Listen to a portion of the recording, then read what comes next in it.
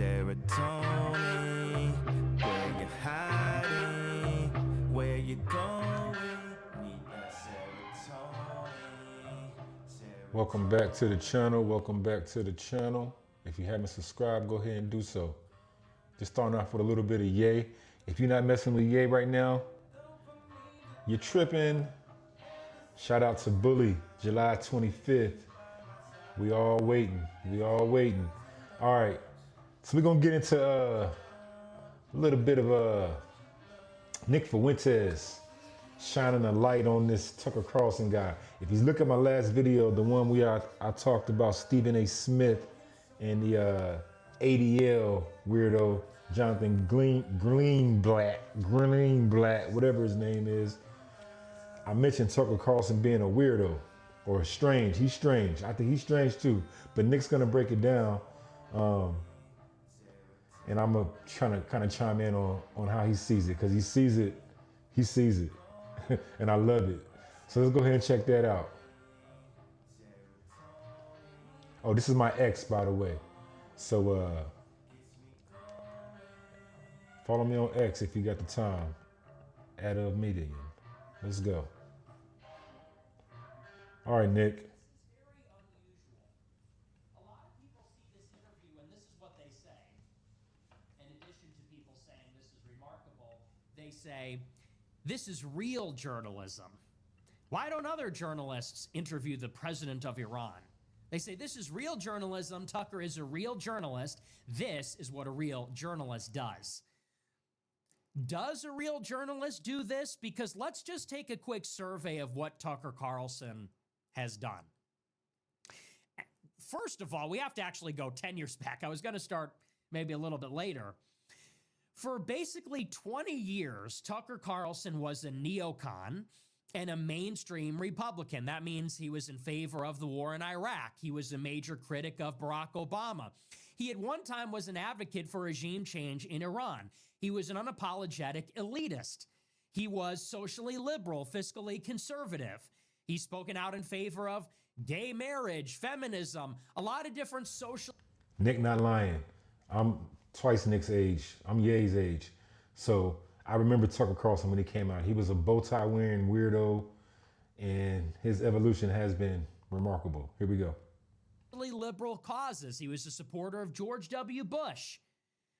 He worked with National Review, Heritage Foundation, many other mainstream publications. And then, after Trump won the election in 2016, all of a sudden, Tucker Carlson became a populist. Basically overnight. For decades, he was known as the guy who got owned by Jon Stewart, an insufferable mainstream conservative who wears a bow tie, an elitist, an advocate for regime change, all the rest of it. Overnight, he transitioned from Fox and Friends into becoming the standard bearer of populist nationalism on Fox News. He replaced Bill O'Reilly, got the primetime slot at the advent of the Trump era, and very quickly solidified something like a monopoly position on national populist commentary in the American right wing, which I found very strange. And he was on Fox News for years. And then when he left Fox News, instead of just going and hosting a normal show, he went on a world tour. And he went to... I'm stopping right there because I don't want to let Nick keep going too far off. It's a pretty long clip here. But it's interesting though, because I don't know exactly the timing. I remember that Tucker Carlson did the Ye interview, and some months after that he was gone. And it got weird after that. It's almost like he was pulled out to become the, you know, as Nick's gonna explain, the far right, the new far right. He's always represented like the furthest right you can go and still talk about it at work. That's what he represents. Tucker Carlson I'm talking about. So it was kind of weird when they put him off, because remember when he came off of Fox, I know they blamed it on that Dominion voting booth, or not voting booth, but the voting counter machines, whatever the hell they call those things. There was some issues with that. And I think he reported on it, and they were saying he was fired, tired of that, and resigned, or whatever the case may be. But at that same time, if y'all remember, the mainstream media was becoming very lame. Like all the action really became with podcasts, people who were like moving away from that. Matter of fact, Candace Owens, I don't know all the exact time on who left first, but she left Daily Wire somewhere kind of around that time. Maybe after Tucker, maybe before him. I can't remember. Remember they did an interview together shortly. Matter of fact, he left first, I think. So it was this kind of weird timing where being off the mainstream became a cool thing. So, and he was right there. Tucker Carlson was right there. Here we go. To Argentina, and he interviewed their libertarian president, Javier Milei, who's deeply in bed with the Israelis and the CIA. That interview got 500 million views on X and led to Javier Milei, in some ways, winning the election, withdrawing Argentina from the BRICS alliance and moving its alignment closer to Washington, D.C. and away from Beijing. Then Tucker Carlson went to Canada and hosted huge blowout rallies in Canada attacking the government very soon after the government of Justin Trudeau fell. Then he showed up in Spain, rallying in the streets with the pro-Israel Vox Party, the pro-Israel populist Vox Party. I mean, think about it, Nick's not done, but he's been everywhere lately. All the hot spots. He was in attendance at one of their rallies and was just spotted there by people recording the event on their phones. Then he went to Hungary and interviewed the prime minister there, Viktor Orban, whom Tucker's father worked for. And Viktor Orban is a close ally of Netanyahu, maybe the biggest ally of Israel in the European Union. Then he went and interviewed the president of Russia, Vladimir Putin, and extolled the technological advancements of Russia's shopping carts and how good their bread smells and all these other things. Then, and a lot of people don't know this, he spent the last year meeting with the heads of state, not on camera, but off camera, of Saudi Arabia, the United Arab Emirates, and Qatar, advocating against a war in Iran during the crisis between Israel and Hamas after October 7th. Now he's interviewing the president of Iran. And I look at all of these activities. I look at his conspicuous 25, 30-year career in journalism and television, and I'm wondering, is this what real journalism looks like? Is this what a real journalist does? Do you see a lot of so-called real American journalists intervening in other countries' elections? And, you know, real quick, this thing, you know, Tucker Carlson and Ben Shapiro are like, you know, like Tucker Carlson is like the white Ben Shapiro. But Tucker Carlson's past, and Nick's going to get into that more too, is more intelligence. It's like out in the open that he's really highly plugged into the intelligence community. But just the way they came on the scene, young guys.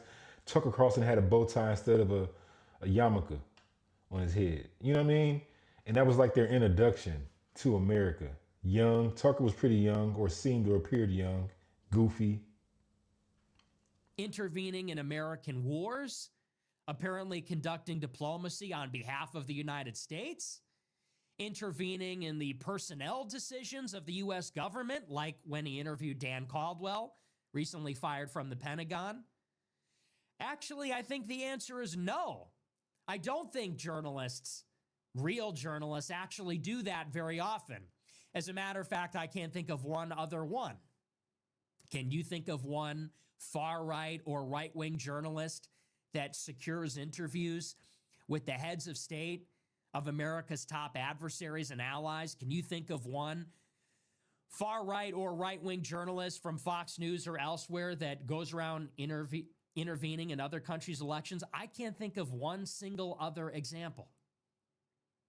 And then you add to that the other conspicuous connections, his father being the longest-running director of U.S. propaganda outlet Voice of America, his own claims about how he was in Nicaragua in the 80s with the Contras, which were at the center of the Iran-Contras affair. I remember those names, That the he grew Contras, up when I was down the growing street up. from the CIA officer that orchestrated the coup in Iran against Mohammad Mossadegh in the 1950s. It is obvious and it's clear based on this interview that Tucker is not a real journalist. He is some form of an intelligence operative or a diplomatic operative. He is clearly working in some capacity for the U.S. government or for some other government. I don't know which one. Honest to God, I really don't. And I see people saying, I said this on Twitter yesterday, and people said, well, so what? You know, it's positive. Who cares? I mean, as long as he's fighting against the war, I mean, maybe it's a good thing. Some people say, well, maybe he just got red-pilled. Maybe he's just learning about the Jews, and he's just got red-pilled, and he started noticing, and now he's pushing in the right direction. And I think you can believe that this is positive. He's against a war in Iran, clearly. So am I.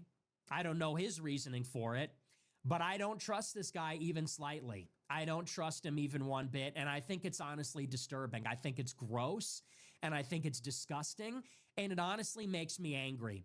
And the reason it makes me angry is because it is just an overt deception. And it's weird because, you know, Nick is breaking it down. He's breaking it down. Tucker Carlson is this weird, like a weird character in the Matrix. You really don't know where you know he's shady. You know something's not right about him, but you don't know if he's working for the good guys or the bad guys or this team or that team. You know, he's neither good or bad. He's just whatever the Matrix needs him to be type thing. He's a hard one to pin down as far as what his interests are. Like, what are you trying to do? That Ted Cruz interview that he did, what was the purpose of that? Was he really trying to make Ted Cruz look bad? And if he was, for whose purpose is that? It didn't help Israel. That interview with Ted Cruz did not help Israel. But then he'll say, I love Israel. So it's just weird. It's weird. He wants you to believe that he's a simple guy. I'm a simple guy. I just like to Nick got him down in, right there. Or whatever you do is then. I just like to suck on Zen, and I just wear flip-flops, and I don't own a TV.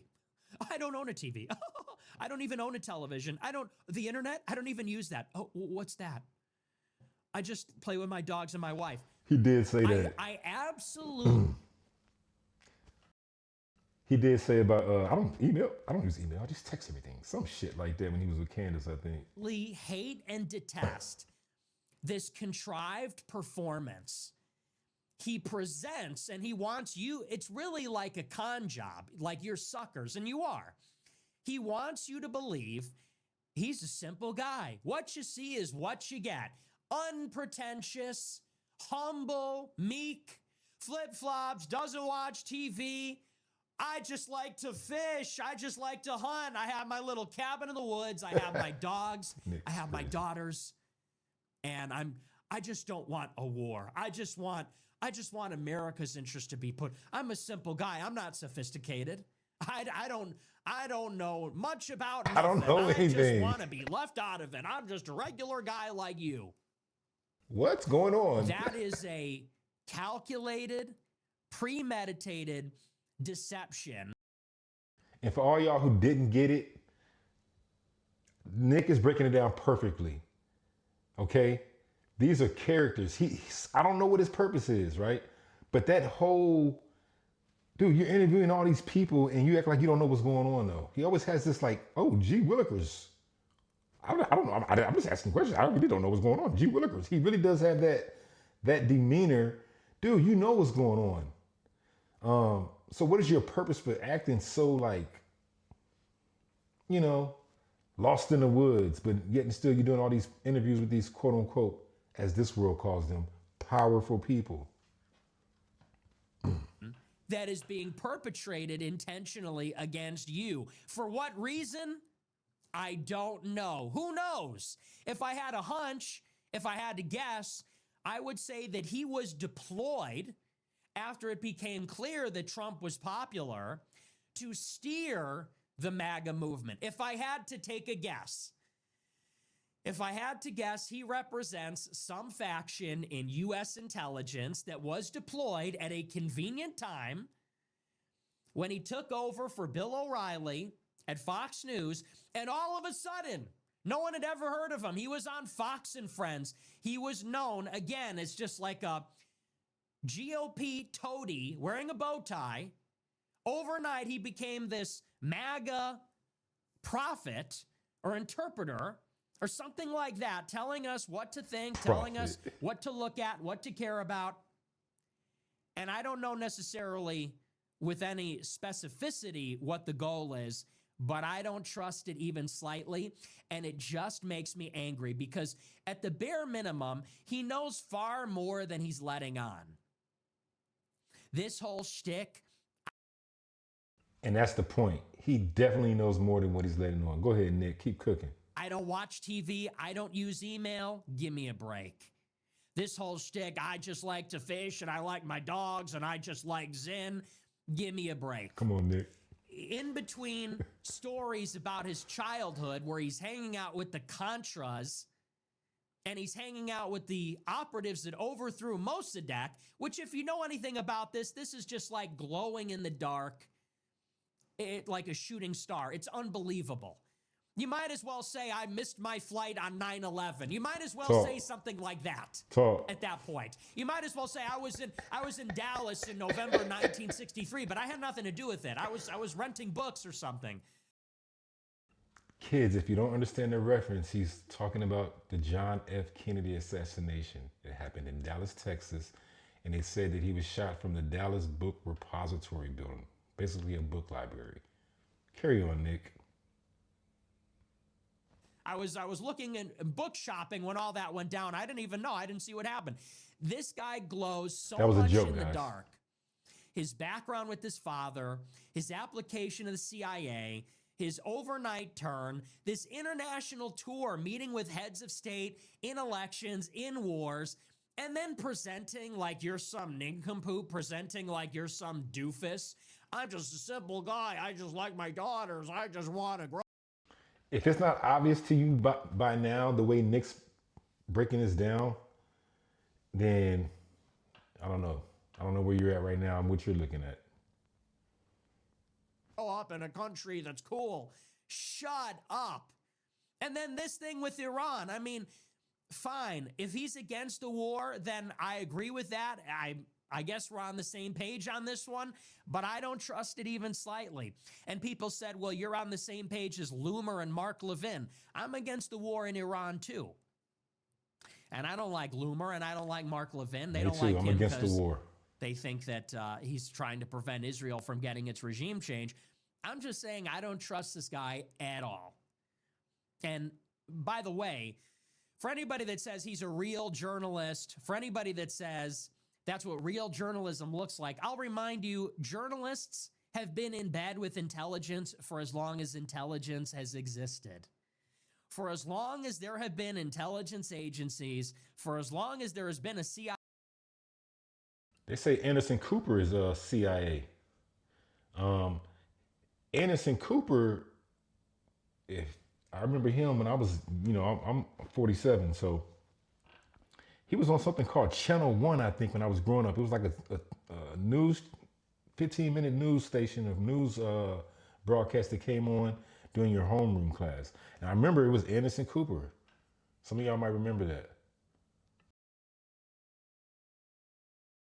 CIA or an OSS or a Secret Service or any of it, for as long as there has been mass media and a centralized massive press, these two institutions have been like this.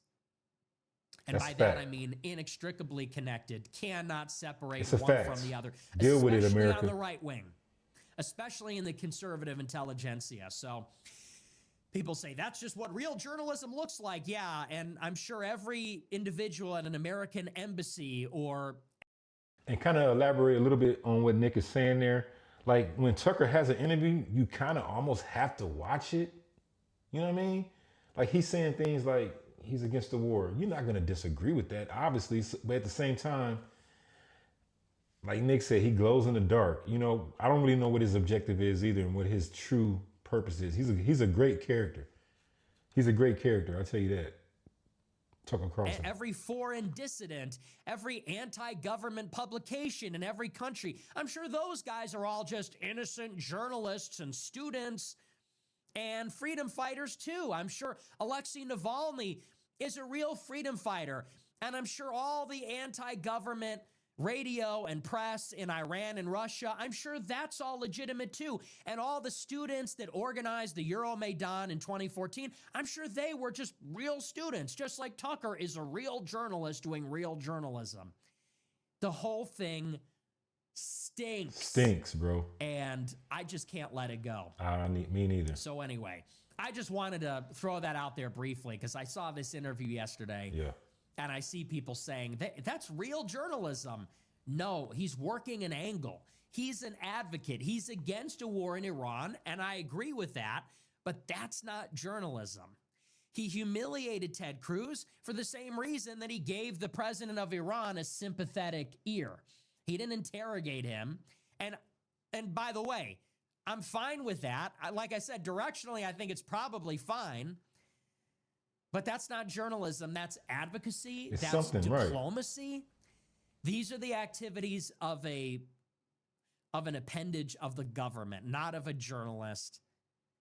And I don't even trust this guy slightly. I don't trust any of them. He's hanging out with Kevin Spacey one day. He's hanging out with Javier Milei and Viktor Orban the next. And then Vladimir Putin and the president of Iran. Spacey. I don't like it. All right, that was Nick's perspective. I added a little salt to it, a little bit of my jambalaya to it. No pork. But yeah, I like that, man. Yeah, Tucker's a weird guy, but you got to kind of watch him a little bit, depending on who he's talking to, just to see. But, I don't know what's up with him. We'll see. All truth will come out. That's the promise right there.